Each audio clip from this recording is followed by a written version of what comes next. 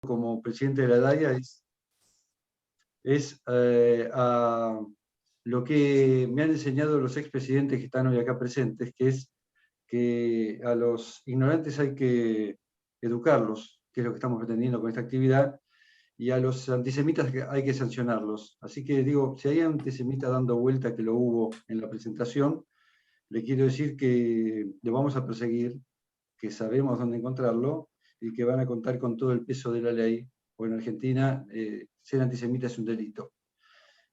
Así que, y gracias a Michelle, porque esta, como dijo Marisa, es una herramienta pedagógica absolutamente imprescindible para nuestros jóvenes. La DAI hace 85 años que lucha contra el antisemitismo, el discurso del odio, y vela por el recuerdo de la Shoah y la seguridad de los integrantes de la comunidad judía. Y hoy tenemos la gran oportunidad de presentar una obra maravillosa, una herramienta de enseñanza para nuestros jóvenes, que es la obra de Michelle Bibiorca, El antisemitismo explicado a los jóvenes. Y formula preguntas que son incómodas, para que los chicos ayuden a abandonar ideas falsas y conspirativas y que puedan ayudar a transmitir esta misión que es que todos nos debemos aceptar como somos y que la diversidad nos enriquece. Esta es una obra que habla sobre los prejuicios y que nos convence que el mejor recurso de prevención y lucha contra el odio, sin duda, es la educación. Y este libro es un libro de consulta permanente y estamos distribuyendo, gracias a la tarea de los expresidentes y los donantes, a que se difunda entre nuestros jóvenes en las escuelas. Gracias a FEJA también por la colaboración que hizo para prestarse como instrumento para esta difusión. A todos ustedes también que ayudan a difundir nuestra misión, ayudan en este combate que tenemos contra el antisemitismo tan violento en este momento en Argentina y en el mundo. Cuando todos pensamos que después de la Shoah el antisemitismo iba a desaparecer, lo vemos hoy reverdecer con una pasión que nos preocupa a todos. Así que la única manera de hacer este combate es que estemos todos juntos y que nos encuentre con las herramientas necesarias. Y este libro es una herramienta fundamental. Así que, Michelle, a los expresidentes, a Marcelo, a todos ustedes, muchísimas gracias por esta presentación. Bueno, muchas gracias, Jorge, por la apertura. Vamos a escuchar ahora a Gabriel Rockman, que él es el presidente de la Federación de Escuelas Judías Argentinas. Te escuchamos, Gabriel.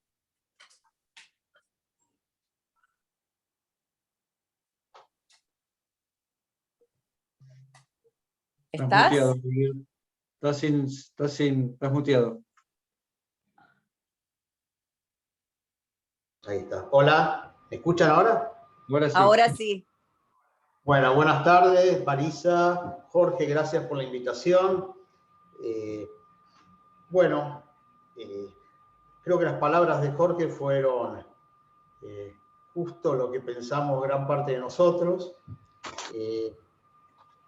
Los que estamos bregando permanentemente por la educación, nos damos cuenta del valor de los libros, ¿no? No solamente la virtualidad alcanza, a veces hay que sentirlo en las manos, ¿viste? A pesar de que a lo mejor son cosas de mi generación y que va disminuyendo a medida que pase, pero el incentivar a los chicos, no tan chicos, a que leamos permanentemente, creo que es la fuerza que tenemos para eliminar esta ignorancia o tratar de eliminándola del antisemitismo. Creo que este libro que está llegando a las secundarias nuestras, vamos a ver cómo combinamos para que también llegue a otra gente, quizás a muchos adultos, quizás a muchos docentes quizás a chicos también de primaria, para que desde chicos empiecen a mamar toda esta situación que vivamos. Y bueno, vamos a ver acá en FEJA cómo podemos colaborar con ese tema. Pilar Raola dice, hagan ruido, ¿no? Nunca se imaginan, los antisemitas piensan que somos mucho más de 16 millones, ¿viste? Piensan que somos cientos porque hacemos ruido. Bueno, creo que ese ruido que hacemos es lo que nos va a llevar a seguir luchando contra este mal. El mundo está complicado. Cuando hay complicaciones, el hilo siempre se corta por lo más finito y nosotros somos parte de ese hilo finito muchas veces. Entonces el estar unidos y con un solo mensaje, creo que es parte de lo que tenemos que hacer para esta lucha. FEJA, que une a todas las escuelas del país, no solamente de la A a la Z, estamos todos los que formamos la educación argentina, no importa si son laicos o más ortodoxos las escuelas, creo que es el medio para, en todo tema que sea educación, podamos participar para colaborar. Así que no tuve la suerte de leer el libro todavía, ¿viste? Así que lo voy a tomar como uno de los que tiene que leerlo. Y bueno, nuevamente les agradezco el darnos la oportunidad de hablar y participar en estas sesiones. Muchas gracias. Bueno, muchas gracias, Gabriel, y gracias a ustedes por ayudarnos a vehiculizar la posibilidad, incluso en contexto de pandemia, con lo difícil que es organizar cuestiones presenciales para que finalmente se cumpla el cometido de esta experiencia, que es que a cada chico de la red judía de escuelas secundarias, en principio, le llegue un ejemplar. Así que muchas gracias. Bueno, y ahora vamos a escuchar muy especialmente, desde Michel está en Francia, Michel Biebiorca es sociólogo y profesor de la Escuela de Altos Estudios de Ciencias Sociales de París, tiene una larga trayectoria en esta temática, y bueno, Michel, te escuchamos, queremos que nos cuentes, bueno, lo que quieras sobre el tema y sobre la experiencia de haber escrito este libro dedicado tan empáticamente a los jóvenes. Muchas gracias. Buenos días a todos. Gracias a Marisa en primer lugar, pero también a Jorge y a Gabriel. Mi español no es muy bueno, no es tan mal. Si no me entiendes, me le dice Marisa porque me faltan muchas palabras. Y bueno, entonces es un honor y un placer para un autor que vive en Francia, que escribe en primer lugar para los franceses, los jóvenes franceses, de saber, descubrir que su trabajo es interesante también en otras partes del mundo.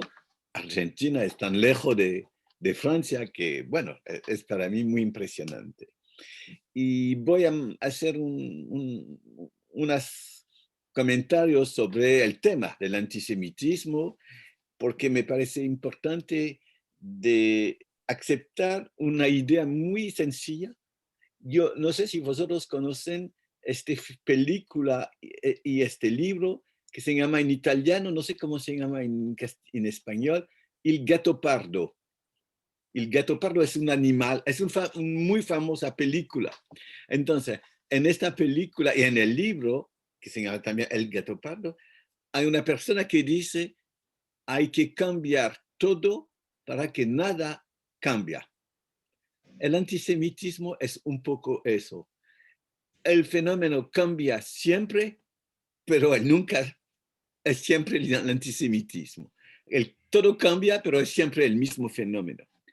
Y como yo hablo de Francia, vosotros están en Argentina. Hay que decir, en primer lugar, que el antisemitismo es un fenómeno global a nivel de todo el mundo, pero que es muy diferente de un país a otro país. Y es muy diferente en un país de un momento histórico a otro momento histórico. Yo puedo hablar mucho del caso francés, pero yo no quiero hablar demasiado de mi país. Pero en Francia, como en muchos otros países, antes que podamos hablar de antisemitismo, era necesario de hablar de antijudaísmo, es decir, los judíos como fe, como religión.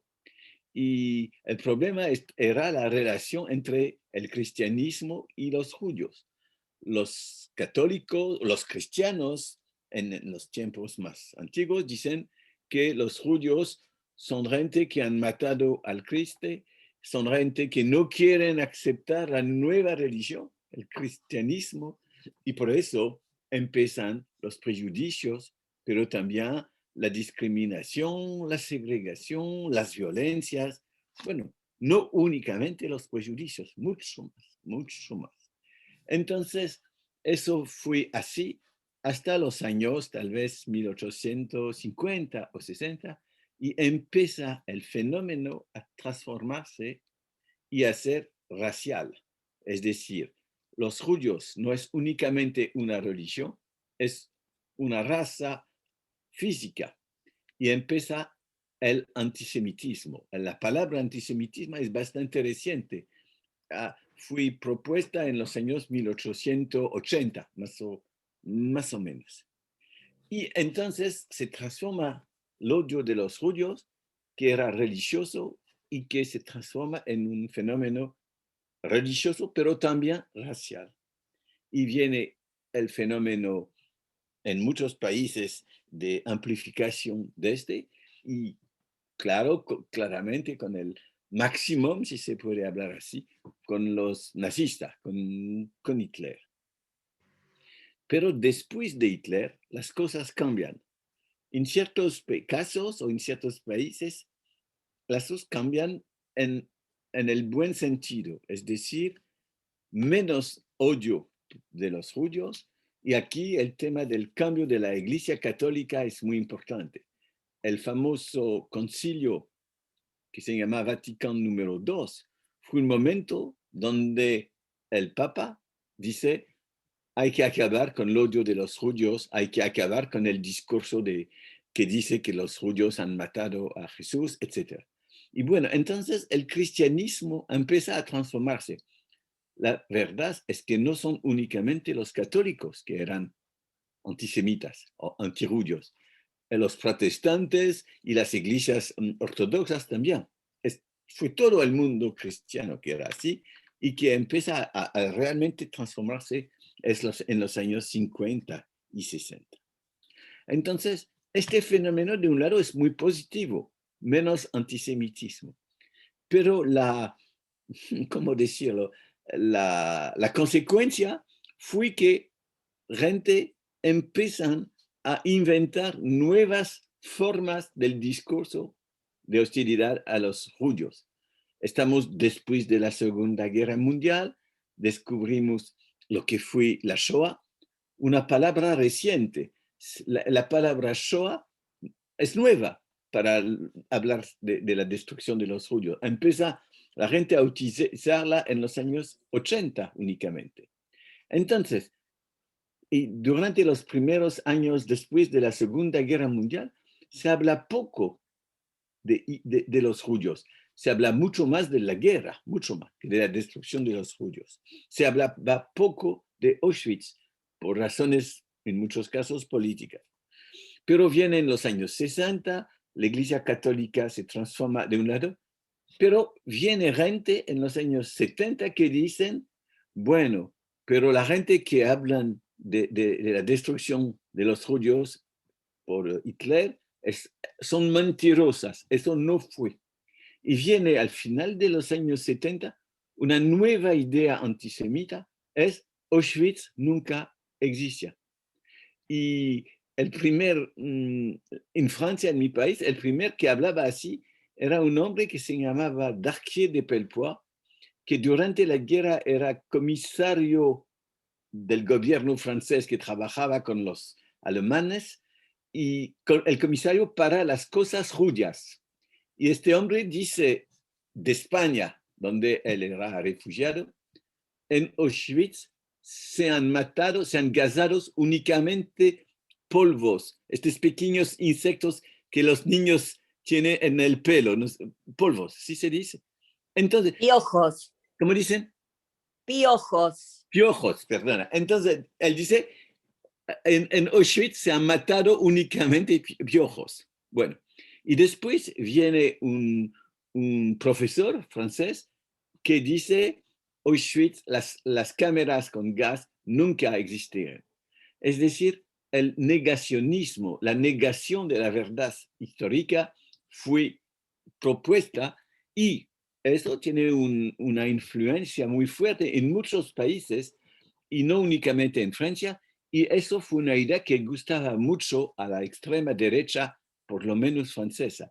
Jean-Marie Le Pen, que era el líder de la extrema derecha francés, del Frente Nacional, dice que a él le gustan mucho las ideas del negacionismo.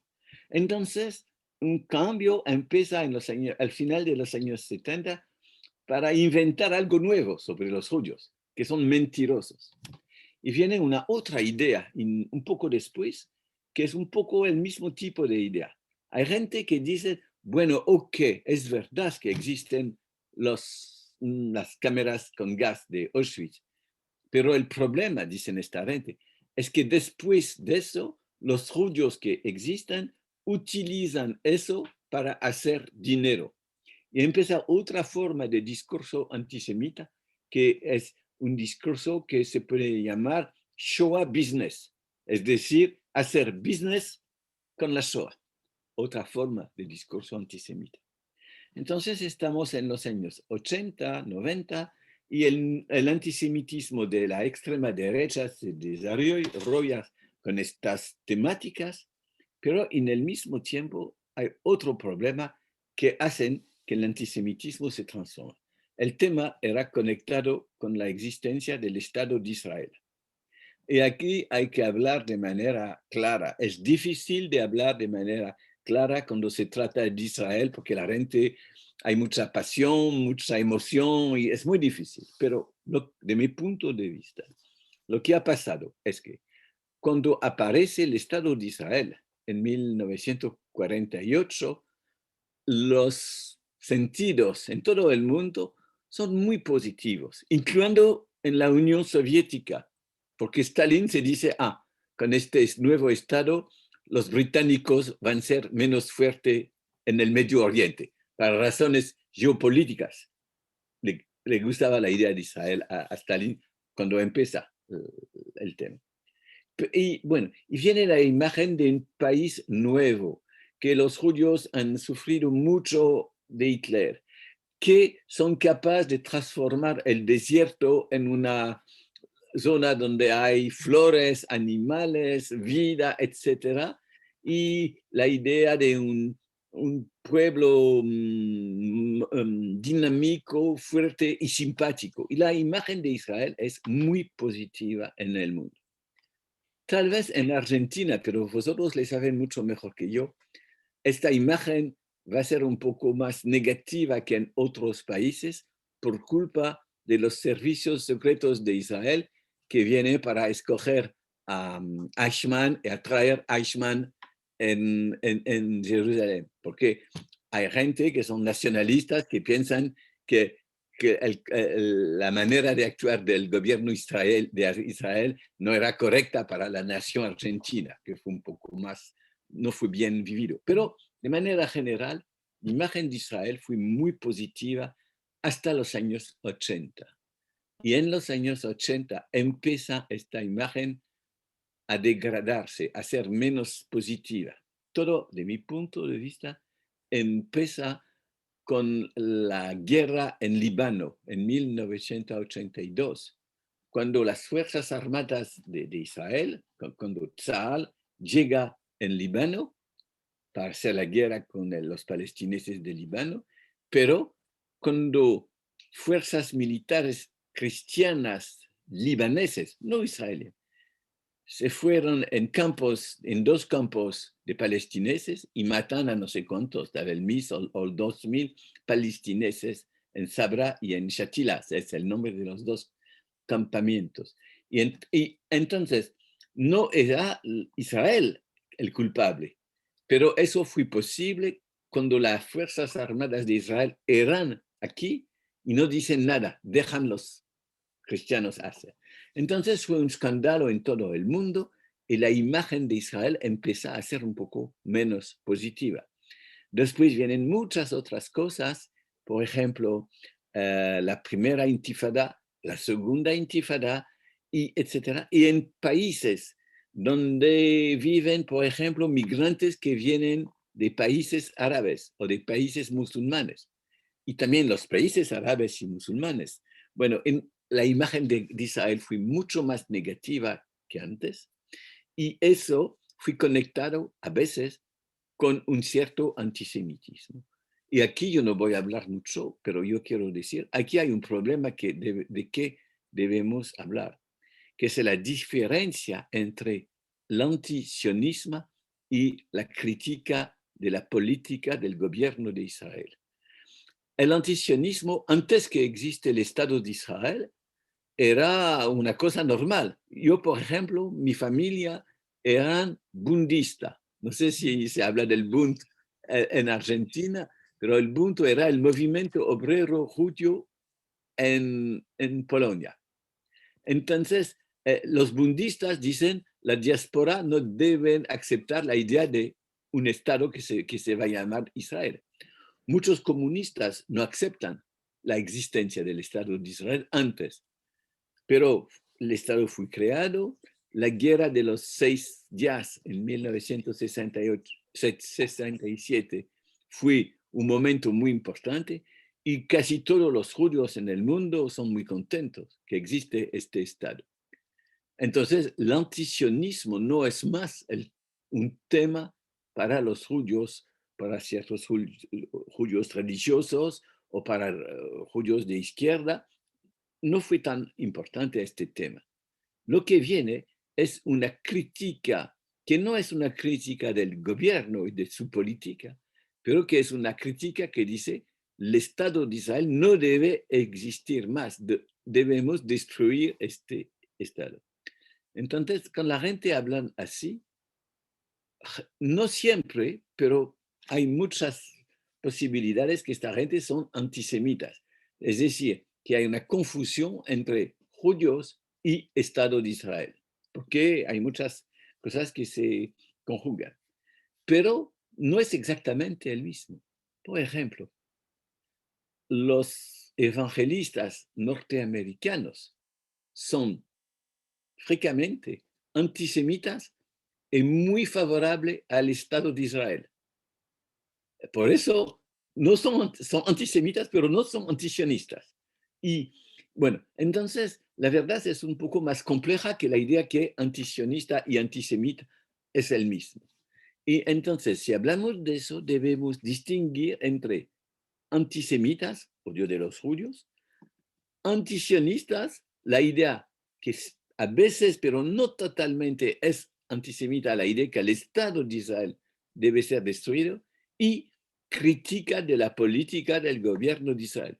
Yo soy de los que critican mucho la política de Netanyahu. Y bueno, y yo no contesto la existencia del Estado de Israel. Pero en muchos países, las organizaciones judías dicen no hay posibilidad de contestar cualquier cosa del gobierno de Israel. No, todo lo que hace el gobierno de Israel debemos promover, defender, aceptar, etc. Entonces la diáspora aparece como conectada totalmente con la política de Israel. Y si la política de Israel es no aceptable, la diáspora es un poco culpable de esta política. Eso fue parte del problema. Entonces, yo no quiero hablar mucho más de todo esto porque yo quiero llegar a mi último punto. Yo no quiero hablar horas y horas. Bueno, entonces, durante los años 80, 90 y hasta ahora, el tema del antisemitismo no fue únicamente un tema de dentro de nuestros países, fue conectado con la geopolítica global, con el Medio Oriente, con la existencia del Estado de Israel y hay muchas cosas de que se puede hablar aquí. Fui conectada con el tema del nacionalismo árabe, con el tema del nacionalismo palestinés, que no es exactamente el mismo, y con el tema más reciente, pero más fuerte, del islamismo político. Es decir, que hay muchos islamistas, yo no digo musulmanes, yo digo islamistas, que son antisemitas. Hay muchas demostraciones de eso. Entonces, eso es con que vivimos, y eso ha empezado en los años 70 o 80. Pero, y eso va a ser mi último punto, hay cosas nuevas que hacen que el fenómeno del antisemitismo se transforma otra vez. Lo que es nuevo es que estamos en una era de la modernidad, en una era donde, en primer lugar, hay mucho individualismo y mucha necesidad de comunicar el máximo que se puede. La gente quiere comunicar, quieren decir todo lo que viene en su cabeza sin control, y eso es muy fácil con las redes sociales. Y lo que pasa es que cuando hay gente que dicen es necesario de no dejar la gente hablar de manera incontrolada, de hablar de manera terrible, de hablar de odio, de hablar con prejuicio, etc. Cuando la gente habla en eso, hay otras que dicen, no, eso no es aceptable. En la nueva cultura, la cultura de Internet, la cultura juvenil, todo lo que queremos, debemos poder decirlo. Y por eso lo que ha empezado en muchos países, y voy a dar un ejemplo, nada más, un ejemplo francés. En muchos países lo que pasa es que hay judíos que dicen, bueno, cuidado, si no hay reglas, si no hay un mínimo de control, si aceptamos que la gente dice cualquier cosa que quieren con Internet, en las redes sociales, eso puede ser muy peligroso. Si los judíos dicen eso, hay gente que dice, los judíos no aceptan la libertad de opinión. Entonces, un nuevo discurso antisemita hoy día es los judíos no aceptan la libertad de los otros. Y voy a dar un pequeñito ejemplo para ser muy claro. En mi país, el editorial, el mejor editorial se llama Gallimard. Es realmente el mejor. Y este editorial ha publicado las obras de Céline. Céline era un escribano, un hombre que escribe libros. Un escritor muy, muy famoso, muy bueno como escritor y muy antisemita. Entonces, él ha publicado 3 o 4 panfletos, pequeños libros, totalmente antisemitas, que no eran publicados después de muchos años. Y hace 3 o 4 años, la editorial Gallimard dice, ok, hoy ya vamos a republicar los libros antisemitas, las obras antisemitas de Céline. Y viene muchas protestas, gente que dice, no, eso no es aceptable, no podemos dejar estos libros ser libres así de libre acceso. Y Gallimard dice, ok, no le publicamos. Pero después de eso, en las redes sociales, lo que se dice ¿quién quiere que Gallimard no publica estos libros? Son los Klarsfeld, los famosos abogados que eran buscando a los nazistas durante años y años. Es la Embajada de Israel en Francia. Es el CRIF, es decir, la Organización Institucional de los Judíos de Francia, etc. Son los judíos que hacen que Gallimard no publica este libro.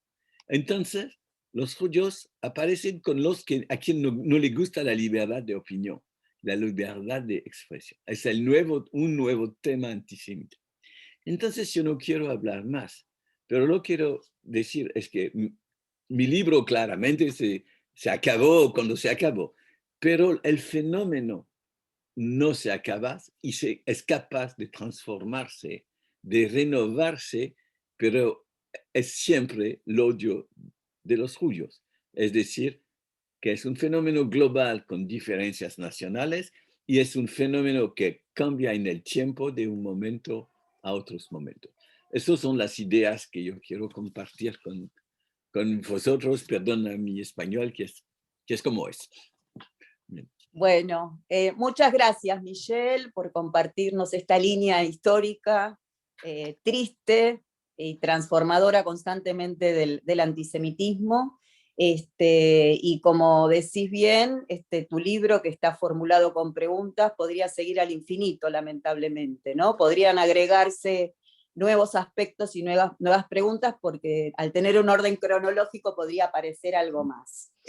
Así que bueno, nuevamente te felicito, te agradezco, y yo quiero, bueno, sumar algunos agradecimientos más antes de ir cerrando este encuentro. En principio, repito, a quienes lo hicieron posible, tuvieron la iniciativa, expresidentes de la DAIA, las familias Lieberman y Sturmak, muy especialmente, y a Leopoldo Pules, de la editorial El Zorzal, que me dio una mano constante para que esto sea posible, para poderlo reeditar y poder incorporar un prólogo de la DAIA, y hacer nosotros también el ejercicio de seguir las líneas de las preguntas de Michelle, para ver, bueno, cómo le podemos preguntar al antisemitismo de acá de la Argentina, ¿no? Acá me agradezco también, me van avisando quiénes están, a Marcelo Aguinsky también muy especialmente, y Gabriela Glassman, que es la directora de Sojnut y de la Organización Sionista Mundial del Cono Sur. Y bueno, decía que fue una oportunidad también para que nosotros revisemos nuestros parámetros, si bien los revisamos constantemente con nuestros informes, intentamos hacer el ejercicio con tus mismas preguntas. Y bueno, a mí me parece importante recuperar alguna de las ideas con las que venimos batallando constantemente, como mensaje de lo que es el antisemitismo, pero que lo es también toda forma de discriminación, si esto lo miramos con una perspectiva desde la diversidad. Si bien el antisemitismo tiene sus especificidades, yo creo que uno de los problemas cruciales de estos fenómenos, que en el peor de los casos llega a una cámara de gas, sabemos bien que para llegar a Auschwitz pasa de todo antes. A mí me gustaría compartir con ustedes la reflexión de Geraldine Schwartz, ¿sí? Que es una historiadora franco-alemana, ¿sí? Que hace un análisis muy interesante en su libro que se llama Los amnésicos, ¿no? Que bueno, ya el propio nombre lo indica, y que es el fenómeno de los olvidados, de los minimizadores, y cómo las sociedades que acompañan estos procesos son de alguna manera, no sé si cómplices, pero que acompañan y van naturalizando prácticas que, como decía, en el peor de los casos pueden constituirse en genocidio. Y ella dice lo siguiente, cita a otros autores también, y dice lo siguiente, me parece muy interesante para seguirle haciendo preguntas al antisemitismo y a este tipo de fenómenos. Y dice así: creyendo que ceder en las pequeñas cosas no tiene consecuencias, todo acaba por acumularse, una ramita tras otra, un compromiso tras otro. Es fácil encontrarse en el cruce de caminos entre el bien y el mal. Se acepta, se cede a uno mismo, se olvida el hombre que se ha sido, el hombre que se debería ser. Uno se considera espectador cuando ya es un protagonista, y de manera natural se acepta lo irreparable.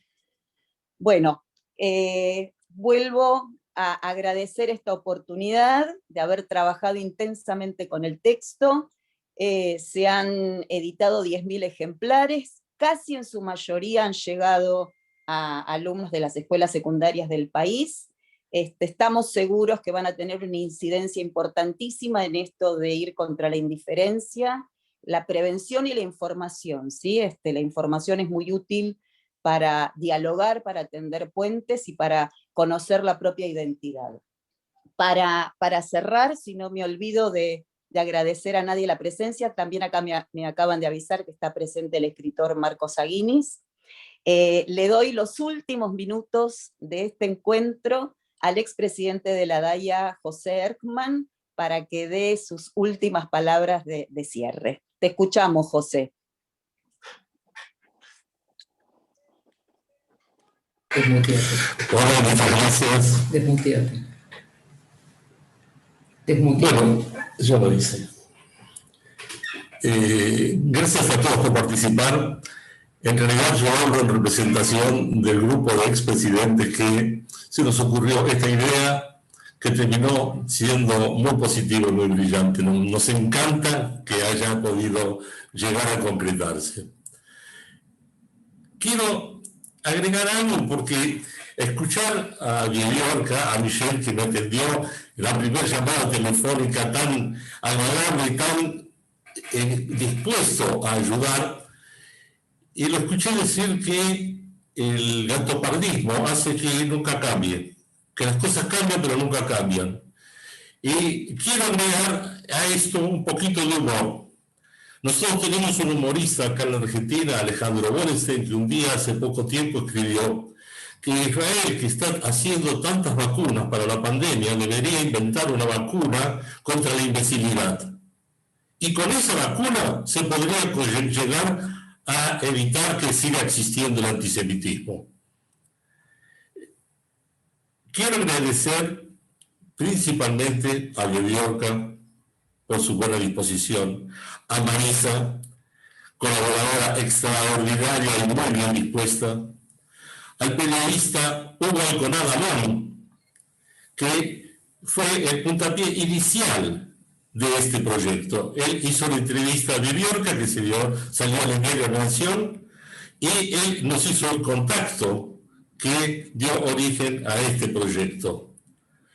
A la DAIA, dispuesta, como siempre, a seguir trabajando en todo lo que tiene que ver en la representación de la comunidad judía, en la lucha contra la discriminación en general y el antisemitismo en particular, a la Federación de Escuelas Judías y muy especialmente a las familias Lieberman y Sturmak, sin cuyo apoyo esto no hubiera sido posible.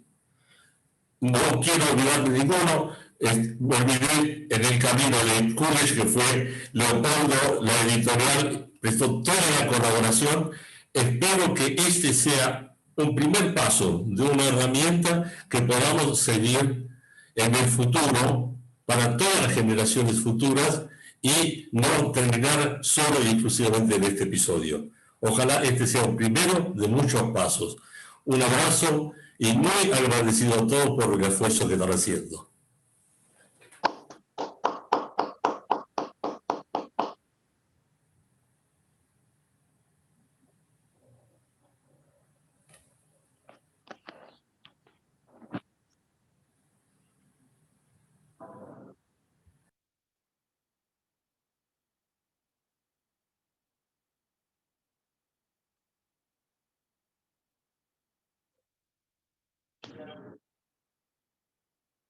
Hola. Jorge, perdimos a Marisa, si vas a hacer el cierre. Bueno, nada, no, la verdad que lo que José siempre dice aporta a la construcción de la misión de la DAIA, el aporte de los expresidentes para continuar y para enseñarnos a seguir con esta noble misión. Gracias, Michelle, porque nos ayudas a pensar el antisemitismo con un hilo histórico sumamente inteligente, y gracias a todos los que han participado aquí para poder a difundir esta misión, a difundir este libro y a seguir pensando que no hay manera de abandonar esta lucha. Es imposible, y creo que las noticias todos los días nos convocan a pensar que tenemos una batalla que pensamos que podíamos relajarnos y que hoy todavía exige mayores esfuerzos que el que teníamos antes. Así que Esto es una muestra de cómo tenemos que transmitir para arriba y para abajo las enseñanzas de la Shoah y cómo tenemos que educar a nuestros chicos para que puedan ayudarnos en este combate, porque se trata de transmisión. Básicamente se trata de transmitir la misión que nosotros tenemos como norte en las organizaciones centrales de la comunidad judía argentina. Ejemplo de ello lo dio Michelle hablando del CRIF y lo que hace el CRIF, que es lo que nosotros también hacemos en el Congreso Judío Mundial. Así que muchísimas gracias a todos por acompañar esta presentación. Hasta luego.